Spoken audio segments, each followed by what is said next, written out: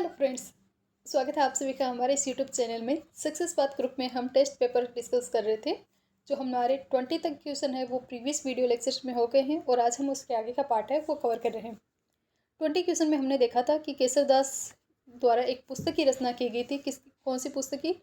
गज गुण रूपक नामक एक काव्य रचना है की गई थी। ये कौन से शासक के टाइम पर लिखी गई थी? तो इसका आंसर हमने देखा था गज सिंह, मारवाड़ के शासक है गज सिंह, इनके टाइम पर रचना है की गई थी।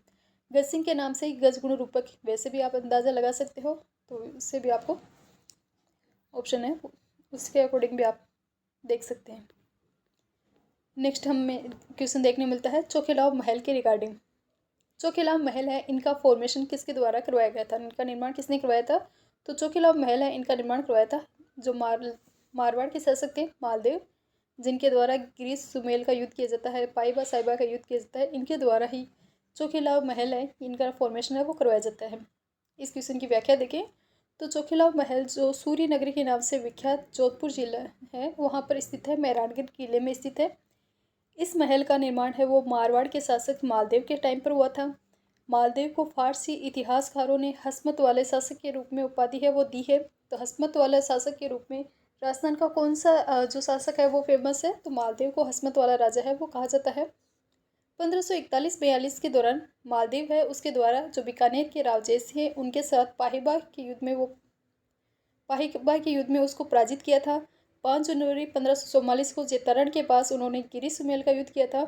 गिरी सुमेल के युद्ध में वो शेरशाह सूरी से हार जाते हैं और इस युद्ध में जो सेनानायक होता है जेता और कुंपा वो भी मारे जाते हैं। तो इस युद्ध में जेता और कुंपा है वो उनकी डेथ हो जाती है।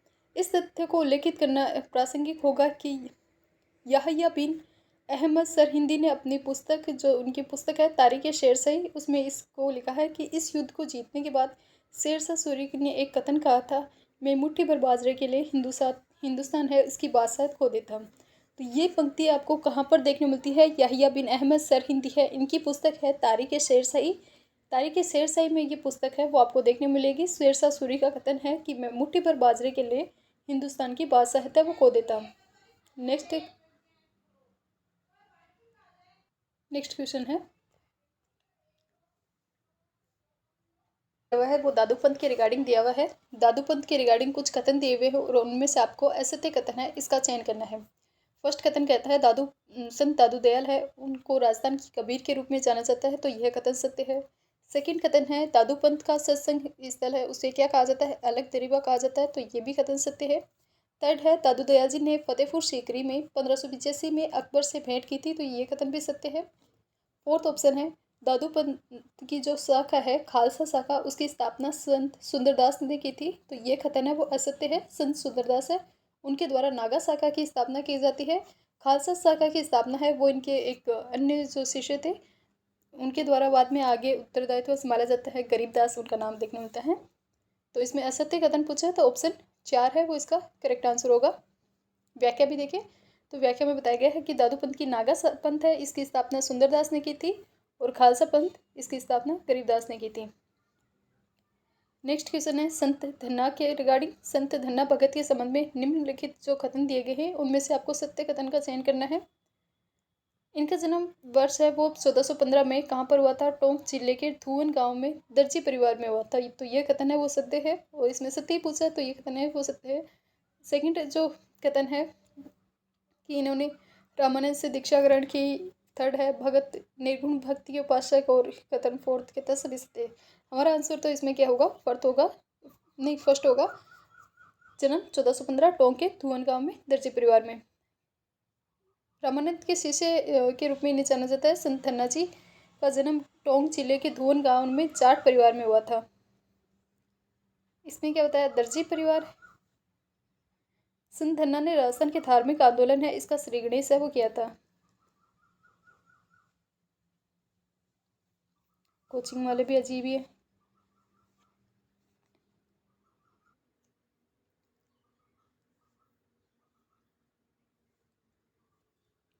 संत धन्ना के रिगार्डिंग सत्य कथन पूछा। इसमें सत्य की जगह ऐसे होने चाहिए असत्य कथन। असत्य में आप बता सकते हो कि दर्जी परिवार नहीं था, इनका परिवार था जाट परिवार में इनका जन्म हुआ था। ये सही है कि इनका जन्म टोंक जिले में धुवन या फिर यही सी को क्या कहा जाता है? धुआं जिला है, दुआ कला कहा जाता है। इस गांव में इनका जन्म है हुआ था, टोंक जिले में इनका जन्म है वो हुआ था, ये याद रख सकते हैं। इनके गुरु का नाम था रामानंद। रामानंद से इन्होंने शिक्षा ग्रहण की थी। ये निर्गुण भक्ति के उपासक थे।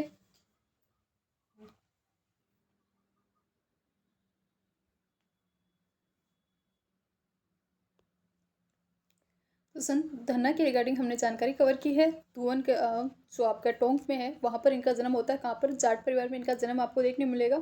इनका जो मंदिर बना हुआ है वो आपको जोधपुर है वहाँ पर देखने मिलेगा। एक लोकेशन आती है जोधपुर में, बोरनाडा। इस बोरनाडा वाले लोकेशन पर इनका आपको मंदिर देखने मिलेगा। गुरु हमने देखे रामानंद है, वो इनके गुरु थे।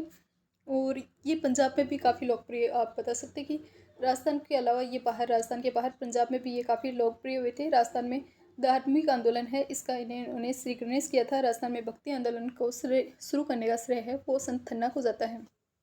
नेक्स्ट जो 24 क्वेश्चन है वो है श्रृंगार हार किसकी रचना है? तो श्रृंगार हार है, ये रचना लिखी थी आपके हमीर, राणा हमीर है, इनके द्वारा ये पुस्तक है, ये लिखी गई थी। सॉरी, हमीर देव चौहान है इनके। राणा हमीर तो जो मेवाड़ वाले को कहा जाता है, और चौहान शासक है हमीर देव, उनको कहा जाता है हमीर, उनका नाम भी हमीर देव है। तो श्रृंगार हार है, इसकी रचना की थी हमीर देव चौहान ने। संगीत ग्रंथ है।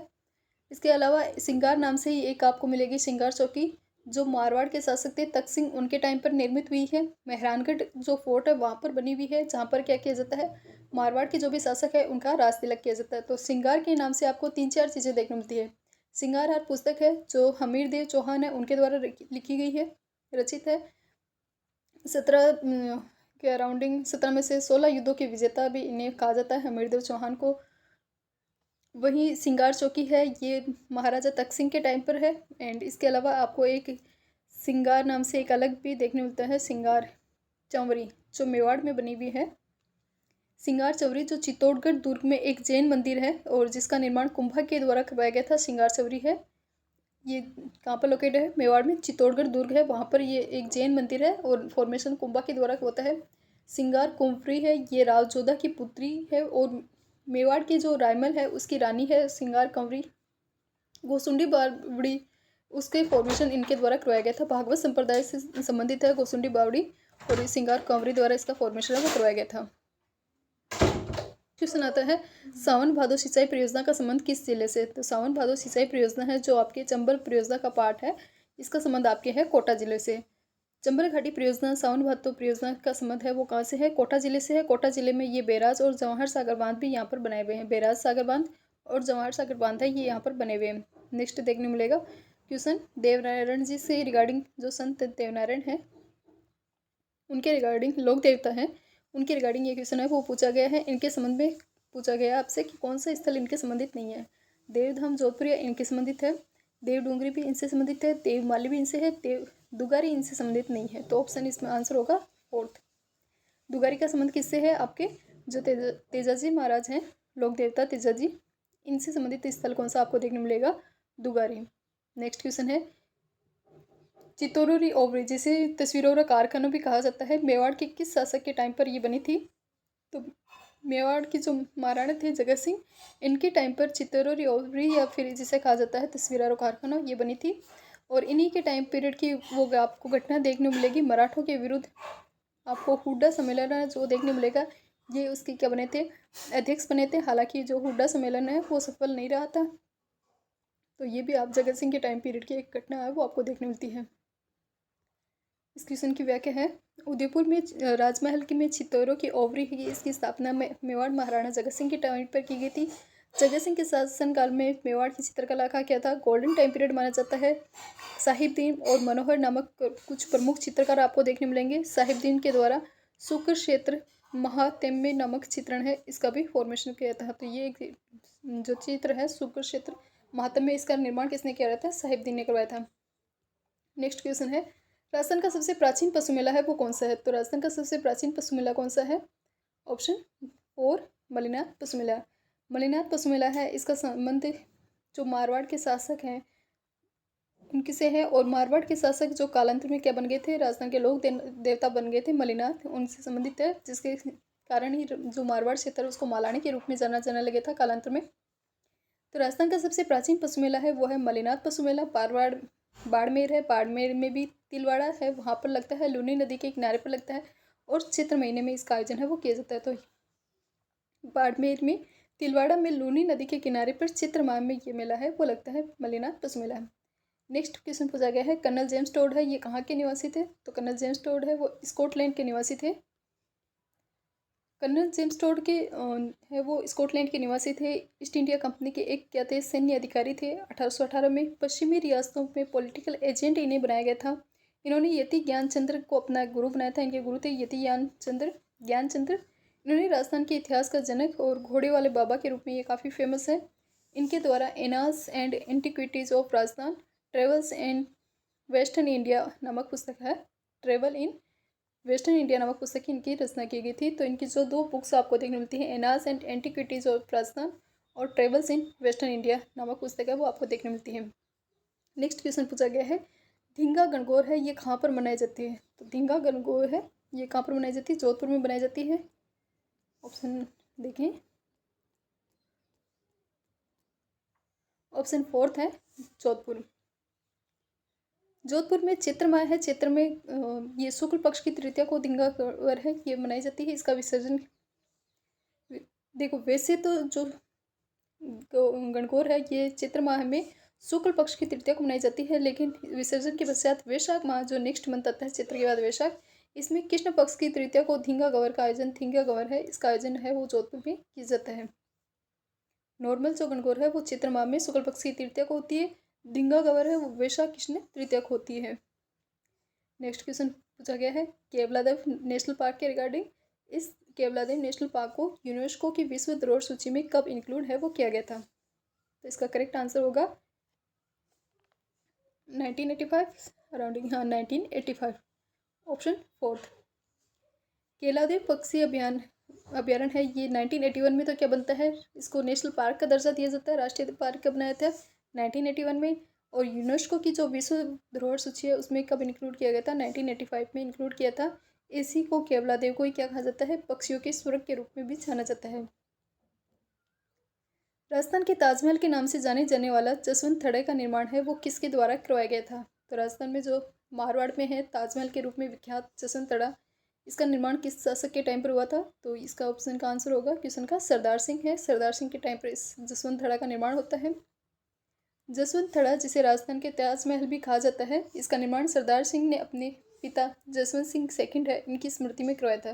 तो सरदार सिंह के पिता थे जसवंत सिंह सेकंड, उनकी याद में इस जो महल है जसवंत थड़ा इसका फॉर्मेशन करवाया जाता है और इससे क्या कहा जाता है? राजस्थान के ताजमहल के रूप में भी जाना जाता है। नेक्स्ट क्वेश्चन है, माही बजाज सागर परियोजना है, बाजार नहीं यहाँ पर है, माही बजाज सागर परियोजना, इसका शुभारंभ है वो कब हुआ था? तो माही बजाज सागर परियोजना है इसका शुभारंभ आपको देखने मिलेगा अराउंडिंग 1983 के अराउंडिंग।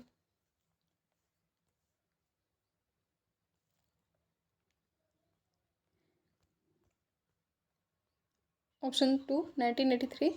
माही बजाज सागर परियोजना में राजस्थान और गुजरात का हिस्सा आपको देखने मिलेगा 45 और 55 के अराउंडिंग। तो जो राजस्थान और गुजरात की संयुक्त भागीदारी है, राजस्थान का हिस्सा इसमें है 45 और जो गुजरात है इसका हिस्सा आपको देखने मिलेगा 55। राजस्थान में सबसे न्यूनतम पुरुष साक्षरता वाला जिला है वो कौन सा है? पुरुष साक्षरता के रिगार्डिंग क्वेश्चन है वो पूछा गया है। तो पुरुष साक्षरता का न्यूनतम रिगार्डिंग जिला है प्रतापगढ़, सर्वाधिक है आपके झुंझुनू और न्यूनतम है प्रतापगढ़। नेक्स्ट क्वेश्चन है, मारवाड़ का कौन सा शासक जिसने नागणेची माता की मूर्ति कर्नाटक से लेकर आया था और नगाना गांव में स्थापित करवाया था? तो मारवाड़ के हम देखते हैं राव सिंह जिसने स्थापना की थी, और फिर हम देखते हैं राव दुहड़ जो जाता है कर्नाटक जाता है, वहाँ से नागणेची माता की मूर्ति लेकर आता है और मारवाड़ में स्थापित करवाता है। मारवाड़ में नगाना गांव है वहाँ पर स्थापित करवाई थी, तो इसका आंसर होगा राव दुहड़। राव जोधा जिन्होंने जोधपुर की स्थापना की थी, जोधपुर की स्थापना राव रणमल जो बाद में मेवाड़ चले जाते हैं और बाद में कुंभ वगैरह है उसके संरक्षक भी बनेंगे। तो नागणेची माता की जो मूर्ति है, ये नागणेची माता है, ये राठौड़ वंश है, इसकी कुल देवी मानी जाती है। नेक्स्ट जो क्वेश्चन पूछा गया है, करवा चौथ का जो पर्व है वो कब मनाया जाता है? तो ये मनाया जाता है आपके कार्तिक कृष्ण चतुर्थी ऑप्शन 2। कार्तिक मंथ है, इसमें कृष्ण पक्ष में आपको देखने मिलेगी करवा चौथ, अष्टमी को अहोई अष्टमी। तो एक कार्तिक मंथ में जो कृष्ण पक्ष की चतुर्थी है, इसके दिन सुहागिन जो भी महिलाएं हैं उनके द्वारा इस व्रत है, इसका अपने पति की स्वास्थ्य की कामना है, लंबी आयु और स्वास्थ्य की कामना के लिए ये व्रत है वो किया जाता है। नेक्स्ट जो क्वेश्चन पूछा गया है वो आभूषण के रिगार्डिंग पूछा गया है। 2 आभूषण दिए हुए हैं, चूप और अखन, इनका किस अंग से संबंध है? तो चूप और अखन का संबंध है आपके दांतों से। चौंप और अखन है दांत से, और चौंप आप तो चौंप एक होता है, तो चौंप आपको देखने को मिलेगा नाक में। चूप और अखन होती है दांत, चौंप होता है नाक में। इसके अलावा अदर जो भी यहाँ पर व्याख्या में देखें, अदर कौन कौन से आपको आभूषण देखने मिलते हैं। चूप और अखन होता है दांत में, कान में पहना जाता है पीपल पन्ना, पीपल पत्थर भी जिसे कहा जाता है, ये कान से संबंधित है। हाथ में बल्ला बाजूबंद, ये किससे संबंधित है? हाथ से है। सिर के आभूषण में आपको मेहंद और बोला देखने को मिलता है, मेहंद और बोला। टखनों में पैर के जो भी पैर हैं वहाँ पर पहनी जाती है नेवरी, पायल वगैरह है, ये वहाँ पर पहनी जाती है पैरों में। गले के आभूषण है आपके मादलिया, ठुस्सी और हसली, हमेल, ये क्या है? गले के आभूषण है। कमर का आभूषण आपको देखने मिलेगा तागड़ी, कंदोरा और कणकती। कणकती, कंदोरा, तागड़ी है, ये कमर में देखने मिलती है। कानों में मुर्कियाँ, बाली है, ये कहाँ पर पहनी जाती हैं? कानों में पहनी जाती है मुर्कियाँ, बाली वगैरह, बाली, झुमके, ये कान के होते हैं। नाक में आपके आता है चौंप, दांत में होता है चोप। अंगुलियों में पहनी जाती है बिछिया, नहीं, पैर की अंगुलियों में बिछिया और हाथ में मुंदड़ी, मुंदड़ी, अंगूठी, ये सब अंगुलियों में पहनी जाती है। नेक्स्ट है वो भाषा के रिगार्डिंग है। कौन सी जो भाषा है वो ढूंढाड़ी, मेवाड़ी और हाड़ौती का सम्मिश्रण है वो मानी जाती है? तो राजस्थान में ऐसी कौन सी लैंग्वेज है जो इन तीनों का मिश्रण मानी जाती है? आंसर होगा option B, Kherari. Kherari language है ये आपके राजस्थान में शाहपुरा, बूंदी के इलाकों में बोली जाती है, और यह है ढूंढाड़ी, मेवाड़ी और हाड़ौती का मिश्रण है, ये मानी जाती है। राजस्थान में अगर हम बात करें तो देखो, मालवी, ये मालवी मालवा की साइड में बोली जाती है। खेराड़ी हमने देख ली शाहपुरा भीलवाड़ा की तरफ। रांगड़ी, रांगड़ी है, ये मालवा राजपूत है, इनके द्वारा बोली जाने वाली एक लैंग्वेज है। मालवा के जो भी राजपूत हैं इनके द्वारा इस बोली को यूज़ किया जाता है। फिर वापिस मालवी दे दिया, तो इसमें जो करेक्ट आंसर होगा खेराड़ी, जो आपके ढूंढाड़ी, मेवाड़ी और हाड़ौती का मिश्रण है वो मानी जाती है। नेक्स्ट क्वेश्चन है, भारतीय लोकला मंडल है, इसकी स्थापना कब हुई थी? भारतीय लोकला मंडल है, इसकी स्थापना कब हुई थी? तो इसका करेक्ट आंसर होगा ऑप्शन बी, 1952। भारतीय लोकला मंडल है, इसकी स्थापना उदयपुर में हुई थी। एक सांस्कृतिक संस्था है, सक्रिय सांस्कृतिक संस्था। 22 फरवरी 1952 में परंपरागत कला के रूप में संरक्षण और संवर्धन के उद्देश्य से पद्म श्री जो देवीलाल सामर है उनके द्वारा भारतीय लोक कला मंडल है, इसकी स्थापना 1952 में की जाती है। नेक्स्ट क्वेश्चन है वो वाद्य यंत्रों के रिगार्डिंग पूछा गया है, और आपसे पूछा गया है कि अवनत वाद्य यंत्र है वो कौन सा नहीं है? तो विभिन्न वाद्य यंत्र दिए हुए हैं, उनमें से अवनत वाद्य यंत्र कौन सा नहीं है? तो कामयाचा है, ये अवनत न होकर कौन सा वाद्य यंत्र है? तत्वाद्य यंत्र है। अवनत वाद्य यंत्र कौन से होते हैं? जो किससे बने होते हैं? चमड़े से बने हुए होते हैं। चमड़े से बने हुए वाद्य यंत्रों को क्या कहा जाता है? अवनत वाद्य यंत्र कहा जाता है। अदर वाद्य यंत्र देखें तो देखो, वाद्य यंत्र है वो 4 प्रकार के होते हैं। एक होते हैं घन, जो आपके धातु से बने हुए होते हैं। एक होते हैं अवनत, जो आपके चमड़े से बने हुए होते हैं। एक आपको देखने मिलेंगे तत्, जो तार से बने होते हैं। एक होते हैं सुशिर, जो हवा मार के हवा के साथ बजाए जाते हैं। तो पखावज, तासा, नौबत है, ये कौन से है? आपके अवनत है। कामयाचा आपके कौन सा है? तत्वाद्य यंत्र है। नेक्स्ट जो क्वेश्चन पूछा गया 41, होली के अवसर पर डांग नृत्य है वो कहाँ पर किया जाता है? तो होली के अवसर पर जो किया जाने वाला नृत्य है डांग नृत्य, ये नाथद्वारा में किया जाता है। नाथद्वारा राजमंद की साइड है, यहाँ पर ये नृत्य है वो किया जाता है होली के टाइम पर। तो डांग नृत्य होली के टाइम पर नाथद्वारा में किया जाता है। रण नृत्य है वो आपको मेवाड़ की साइड में देखने मिलेगा। बिंदोरी है ये आपको झालावाड़ एरिया में देखने मिलेगी। तो होली के टाइम पर किए जाने वाले नृत्य हैं उनमें देखोगे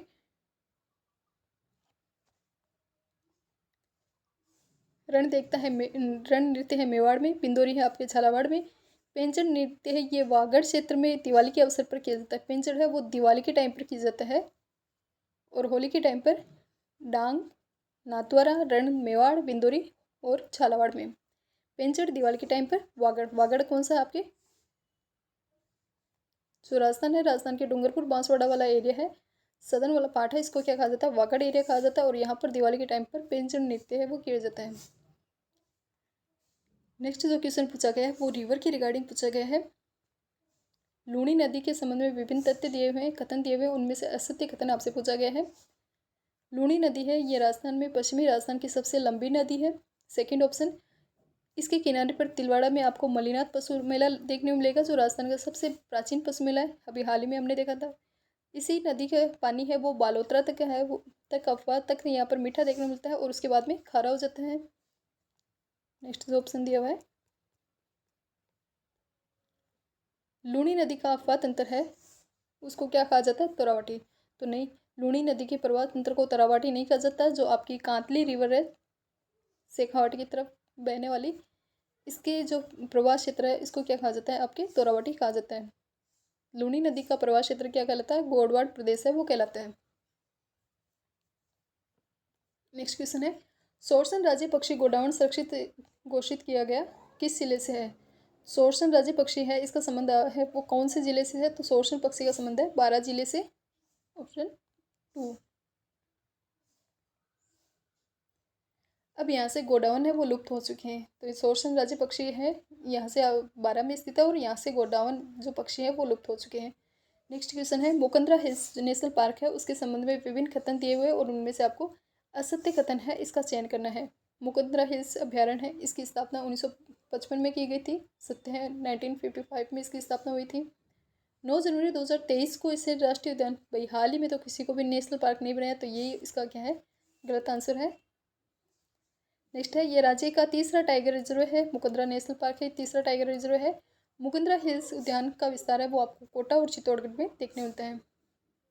तो मुकंदरा हिल्स नेशनल पार्क है ये कब बना था, 9 जनवरी 2012 को इसे क्या बनाया गया था, देश के तीसरे राष्ट्रीय उद्यान के रूप में दर्जा है वो दिया गया था। तो 2012 में दिया गया था, न कि 2023 में। नेक्स्ट क्वेश्चन पूछा गया है, नागौर जिले के क्षेत्र महाभारत काल में किस नाम से जाना जाता था। तो नागौर जिले का क्षेत्र जो है जिसे महाभारत में किस नाम से जानते हैं, अहिर छत्रपुर के नाम से। जो चौहान राजवंश है उसकी राजधानी भी हुआ करता था। अजमेर के जब चौहान परेड करते हैं तो उसके हम राजधानी देखते हैं नागौर का अहिर छत्रपुर।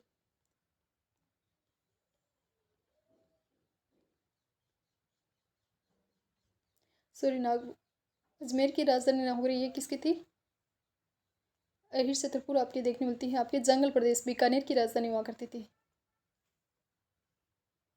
अजमेर वाले तो वो सांबर झील के आसपास, अजमेर के चौहानों ने तो सांबर झील के आसपास स्थापत्य वो किया था। बीकानेर के जो जंगल प्रदेश है इसकी राजधानी हुआ करती थी अहिर छत्रपुर नागौर। क्वेश्चन नंबर 46, राज्य की पहली पवन परियोजना कहाँ पर स्थापित की गई है। राज्य की पहली परियोजना स्थापित की गई थी अमर सागर में। ऑप्शन 3 इसका करेक्ट आंसर है। पवन ऊर्जा की दृष्टि से जैसलमेर जिला है वो अग्रणी है और राजस्थान की पहली परिवहन परियोजना है ये अमर सागर में स्थापित है वो की गई थी।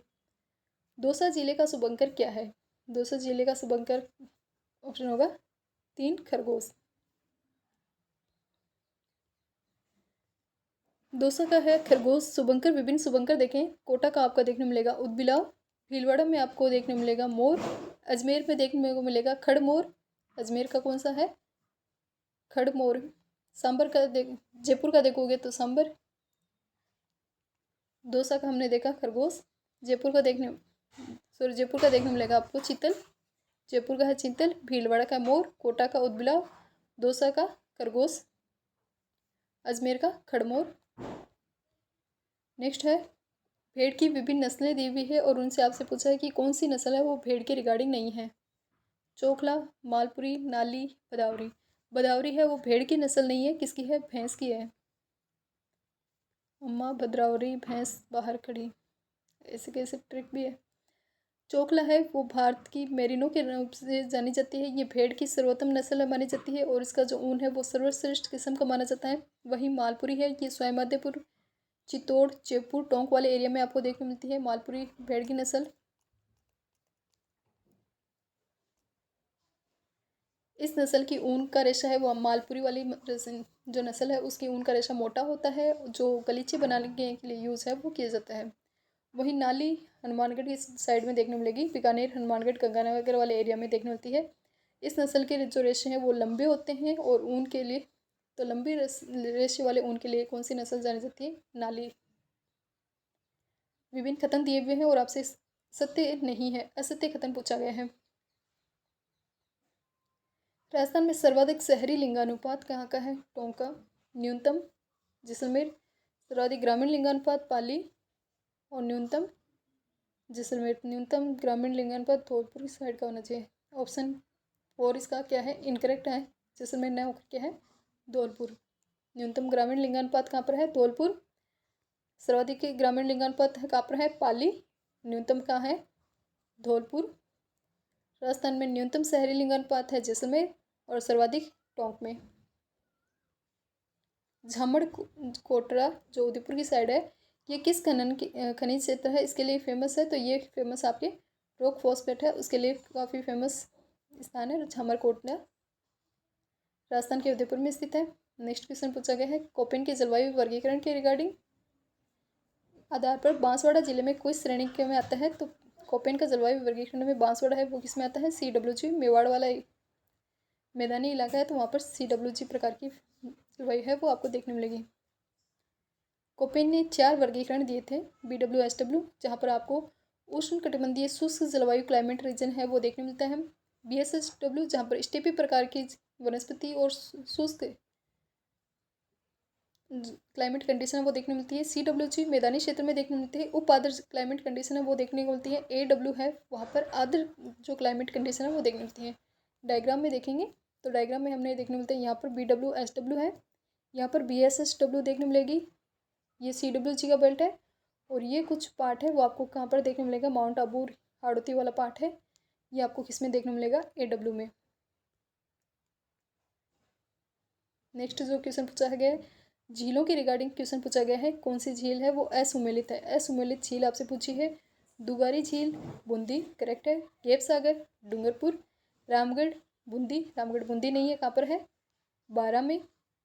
तालाबशाही झील धौलपुर, सही है। तो हमें देखने मिलते हैं धौलपुर में तालाबशाही, आपके डूंगरपुर में गेप सागर, बारह में देखने मिलेगी रामगढ़ क्रेटर रामगढ़ झील और तालाबशाही देखी ली एक देखिए दुगारी, बूंदी में दुगारी, बूंदी 12 में आपको दुगारी और रामगढ़ झील है वो देखने मिलती है। तो इसका करेक्ट असुमेलित आंसर है रामगढ़ झील, बूंदी में ना होकर कहाँ पर है? 12 में लोकेटेड है। रामगढ़ क्रेटर घोड़े की नाल जैसी पहाड़ियों के बीच स्थित है और इसे भू विरासत का दर्जा है वो दिया गया है। नेक्स्ट जो क्वेश्चन पूछा गया है हाड़ौती में कौन सी सोइल है, मिट्टी है वो आपको देखने मिलती है? तो हाड़ौती की साइड में आपको कौन सी मृदा देखने मिलती है? वर्टिसोल्स। राजस्थान में 4 प्रकार की आपको मिट्टी है वो देखने मिलती है, 4 या 5 प्रकार की, एरिडो, एंटी इंसेप्टी और वर्टिसोल। हाड़ौती की साइड में आपको कौन सी देखने मिलती है? वर्टिसोल देखने मिलती है। कपास की खेती के लिए जानी जाती है। काली और चन्नोजो मिट्टी है और हाड़ौती क्षेत्र में पाई जाती है, कपास की खेती के लिए काफ़ी फेमस मिट्टी है। नेक्स्ट जो क्वेश्चन पूछा गया है गुड्डा विश्नोई आखेट निषेध क्षेत्र है ये कहाँ पर स्थित है? गुड्डा विश्नोई आखेट निषेध क्षेत्र ये कहाँ पर स्थित है? जोधपुर।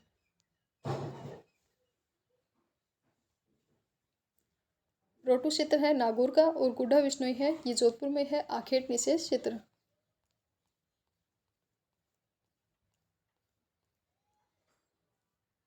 उजला देखने मिलेगा जैसलमेर और नेक्स्ट जो वर्ड दिया हुआ है गंगवाना ये आपको देखने मिलेगा अजमेर। तो ये कुछ डिफरेंट वर्ड है तो ये आपको अच्छे से आपको इनका स्क्रीनशॉट ले लेना। उजला है जैसलमेर, गंगवाना है अजमेर।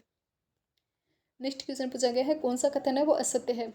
गलत कथन का चयन करना है। भारत की कुल कृषि योग्य भूमि है उसमें राजस्थान का हिस्सा लगभग 13.88% है। राजस्थान में औसत कृषि जोत है इसका आकार 200.73 हेक्टेयर है।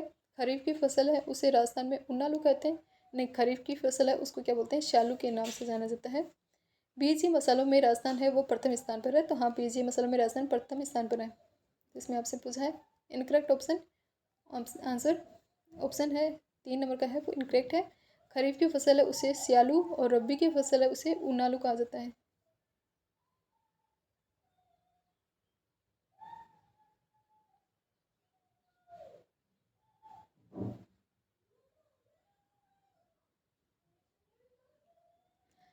एक बार इस क्वेश्चन को आप ना अपने लेवल पर इसको क्रॉस चेक कर लेना इस क्वेश्चन को। ये खरीफ में मुझे ऐसा लग रहा है खरीफ उनालू होने चाहिए। रबी सर्दियों में चालू होने चाहिए। इसको अपन नेक्स्ट वीडियो में इसको देख लेंगे एक बार वापस। नेक्स्ट जो क्वेश्चन पूछा गया है, एक स्पोर्ट्स पर्सन का पूछा गया है, युग चेलानी इनका संबंध कौन से स्पोर्ट्स से है? युग चेलानी है ये तैराकी की प्रमुख खिलाड़ी है, उदयपुर से इनका संबंध है।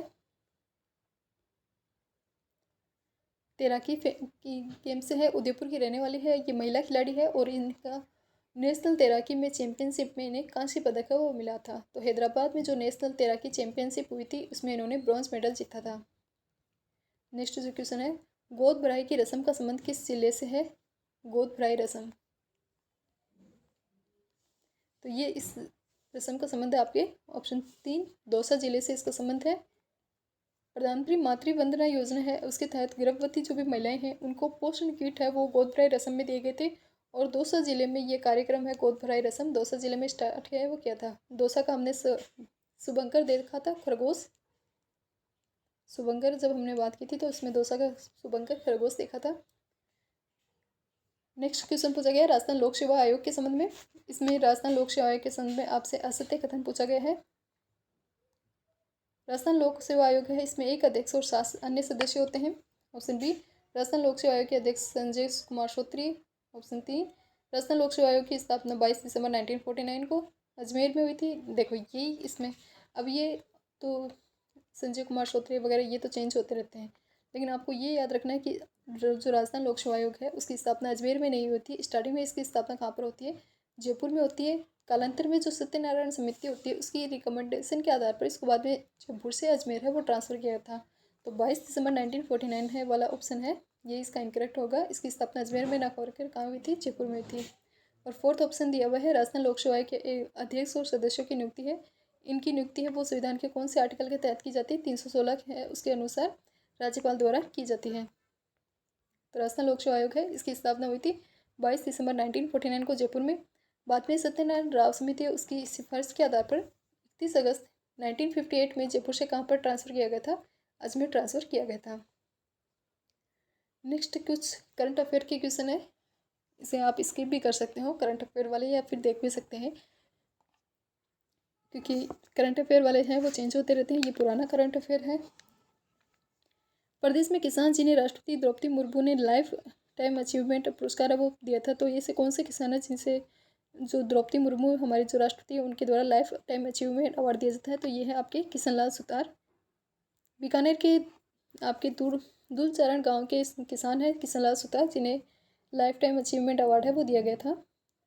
4 मार्च 2023 को राष्ट्रपति द्रौपदी मुर्मू है उनके द्वारा प्रदेश की किस महिला को जल योद्धा की श्रेणी में दिया गया था? तो जल योद्धा का जो पुरस्कार है वो दिया गया था ऑप्शन ए, गायत्री देवी।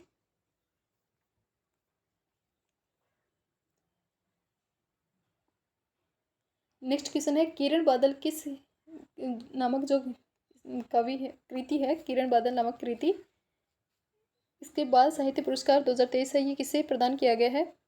कौन सी बुक के लिए दिया गया? तो इसकी बुक है टाबरारी दुनिया। टाबरारी दुनिया के लिए ये बाल साहित्य पुरस्कार 2023 है ये दिया गया है।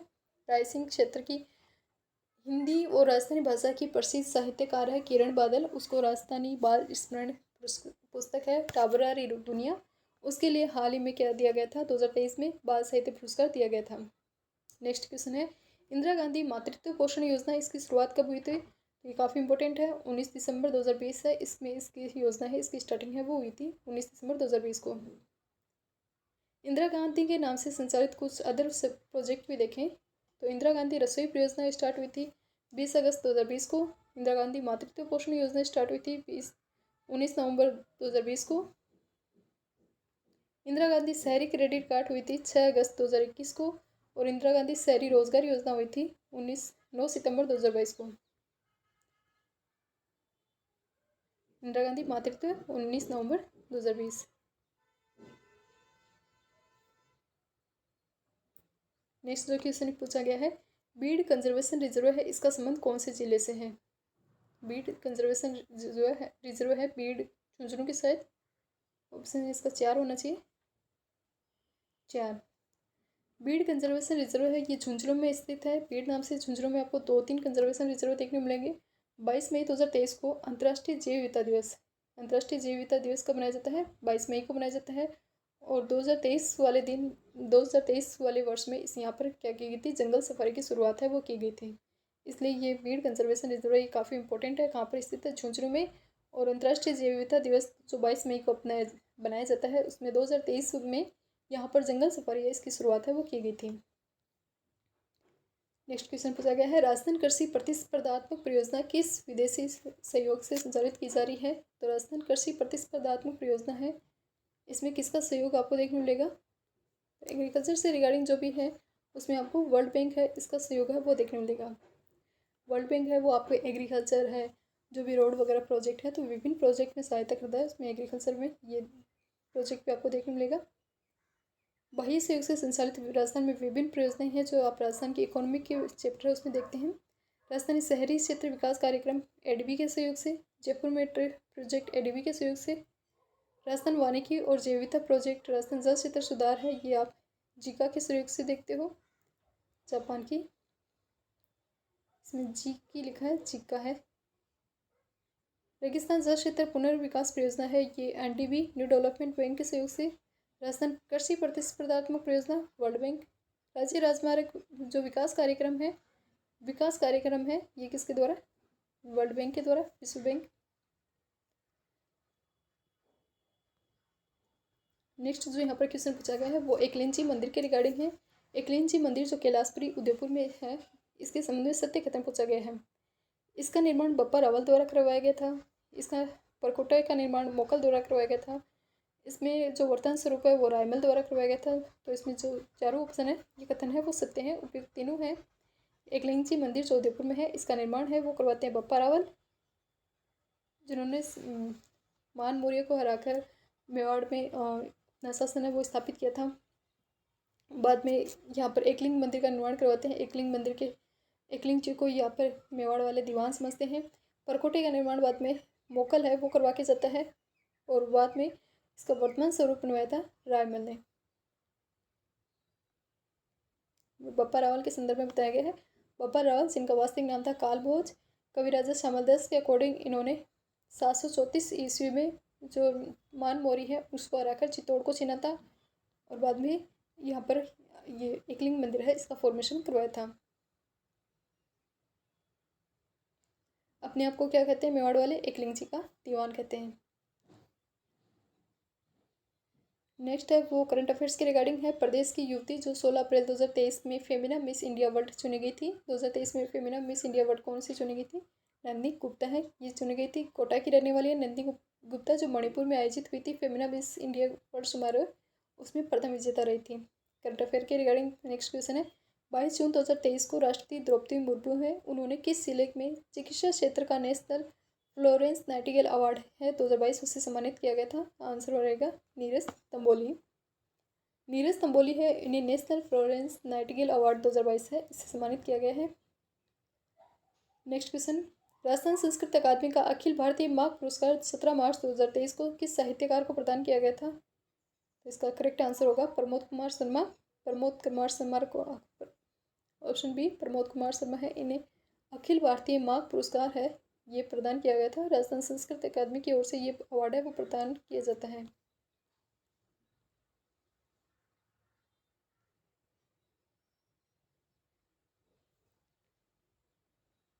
नेक्स्ट क्वेश्चन है मानवाधिकार के रिगार्डिंग। राज्य मानवाधिकार आयोग है उसके रिगार्डिंग विभिन्न कथन दिए गए हैं और आपको असत्य कथन है इसका चयन करना है। इसके वर्तमान अध्यक्ष बताए हुए हैं गोपाल कृष्ण व्यास।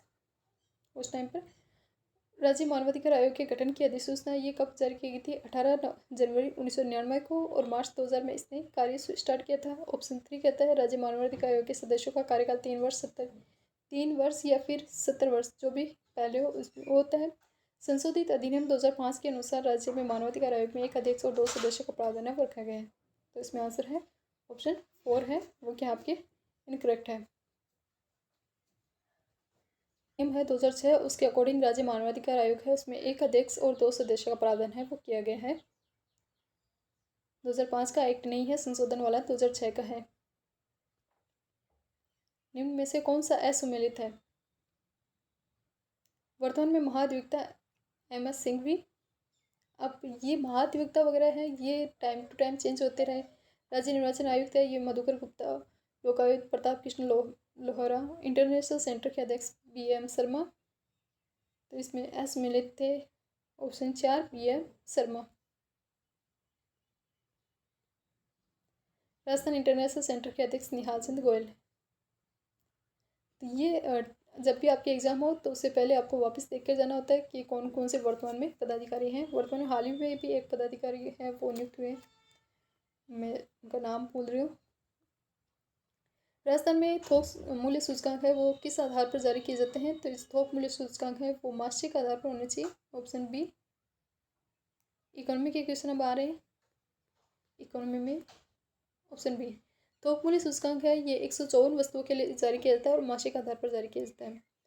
नेक्स्ट क्वेश्चन है राज्य निर्यात पुरस्कार 2019 है, इसके तहत अधिकतम कितने पुरस्कार है वो प्रदान किए जाते हैं? राउंडिंग होने चाहिए 33। राज्य निर्यात पुरस्कार है उसके तहत 33 पुरस्कार है वो प्रदान किए जाते हैं। ये जो स्कीम है ये स्टार्ट की गई थी, राज्य निर्यात पुरस्कार स्कीम 2019 में स्टार्ट है वो की गई थी। जो भी निर्यात के क्षेत्र में, एक्सपोर्ट के क्षेत्र में बेहतर वर्क कर रहे हैं उन जो भी एक्सपोर्टर्स हैं उनको ये सम्मान है वो दिया जाता है और 33 है उनको मैक्सिमम को दिया जा सकता है। नेक्स्ट आपसे क्वेश्चन पूछा गया है भारत सरकार के नवीन और जो नवीकरणीय ऊर्जा मंत्रालय है उसके तहत national institute of wind energy द्वारा किए गए अध्ययन के अनुसार राजस्थान में पवन ऊर्जा की 120 मीटर की ऊंचाई पर अनुमानित क्षमता कितनी है? तो राजस्थान में इसमें जो क्वेश्चन पूछा गया है 120 मीटर की हाइट पर कितनी पवन ऊर्जा की क्षमता है वो आपको देखने मिलती है। तो इसमें आंसर होना चाहिए ए 1,27,750 मेगावाट। राजस्थान में दिसंबर 2022 तक कुल 4,442.145 मेगावाट क्षमता की पवन ऊर्जा संयंत्र वो स्थापित किए गए हैं 2022 तक। नेक्स्ट क्वेश्चन आपसे पूछा गया है डॉक्टर भीमराव अंबेडकर जो राजस्थान दलित आदिवासी उद्यम प्रोत्साहन योजना है 2022 उसके तहत अनुसूचित जाति और अनुसूचित जनजाति वर्ग से संबंधित उद्यमी है उनके लिए अधिकतम कितने रुपए का उपलब्ध है वो करवाए जाते हैं? तो इसके तहत करवाए जाते हैं 10 करोड़। जो भीमराव अंबेडकर योजना है उसके तहत अनुसूचित जाति और अनुसूचित जनजाति है वर्ग है उसके संबंधित जो भी आपके एंटरप्रेन्योर होते हैं उद्यमी होते हैं उनको 25 लाख रुपए से कम तक 9% की इंटरेस्ट रेट देनी होती है। 3 इसमें आपको ब्याज रेट देखने मिलेगी। 25 लाख वाले हैं या उससे कम है तो उनको देखने मिलेगी 9%। 25 लाख से 5 करोड़ तक के रुपए हैं वहाँ पर आपको 7% इंटरेस्ट रेट देखने मिलेगी। 5 करोड़ से 10 करोड़ है वहाँ पर आपको 6% इंटरेस्ट रेट है, ब्याज सब्सिडी है वो देखने मिलेगी। नेक्स्ट क्वेश्चन पूछा गया है ग्रीनफील्ड मुंबई एक्सप्रेस वे है उसके रिगार्डिंग। इस एक्सप्रेस वे है इसकी लंबाई कितनी है? तो इसकी लंबाई है 578 किलोमीटर राजस्थान में। ग्रीनफील्ड मुंबई एक्सप्रेस वे है राजस्थान के 7 जिले भरतपुर दौसा अलवर भरतपुर दौसा सवाईमाधोपुर टोंक बूंदी कोटा है इनसे गुजरता है और इसकी लंबाई टोटल लंबाई है 1483 जिसमें से राजस्थान में आपको देखने मिलती है 578 जिसका लगभग 39% है। तो ये काफ़ी इंपॉर्टेंट है। Delhi Mumbai greenfield express way कितने राज्य जिलों से होकर गुजर रहा है? 7 से। टोटल इसकी लेंथ है 1483 किलोमीटर। राजस्थान में कितनी है? लगभग 578। लगभग इस 1483 का 39%। जिले कौन कौन से आपके आ जाते हैं यहाँ पर? अलवर, भरतपुर, दौसा, सवाईमाधोपुर, टोंक, बूंदी और कोटा।